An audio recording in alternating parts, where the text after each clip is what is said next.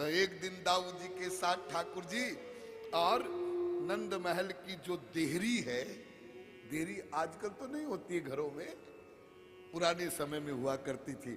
मुख्य द्वार जो होता है ना, उस मुख्य द्वार पर देहरी हुआ करती थी। तो बड़ा विशाल भवन है, तो देहरी भी उतनी बड़ी है।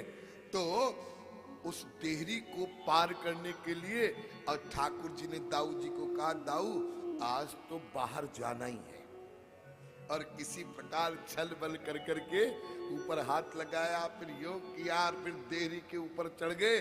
और देहरी के ऊपर चढ़े पेट के बल, और दाऊ भी पेट के बल, और ठाकुर जी भी पेट के बल।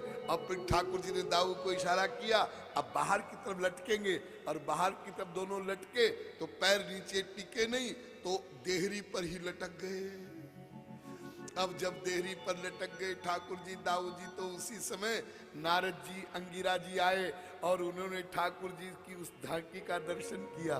वाह, अद्भुत झांकी है। क्या झांकी है?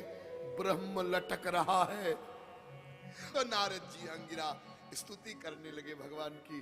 ठाकुर जी ने संकेत किया, नारद जी की तरफ देखा, अरे स्तुति क्या कर रहे हो, कुछ हेल्प करो ना, या तो इधर कर दो या तो उधर कर दो।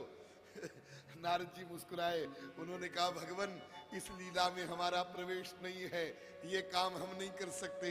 ये तो या तो मैया आके करेगी, या बाबा करेंगे, या तो आपकी लीला शक्ति करेगी। हमने स्तुति किया, अब हम चलते हैं, आप लटकते रहिए। इतने में मैया आ गई।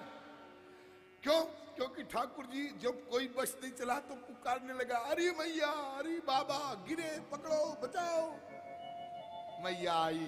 मैया ने देखा लाला को, दाऊ को गोद में उठाया। और फिर तो मैया इतनी नाराज हुई, नंद बाबा को कहा, इतनी बड़ी देहरी बना दी, मेरा लाला यदि गिर जाता तो। नंद बाबा ने बुलाया काम करने वालों को, आज से देहरी कोई निकाल दो, लाला को कष्ट नहीं होना चाहिए।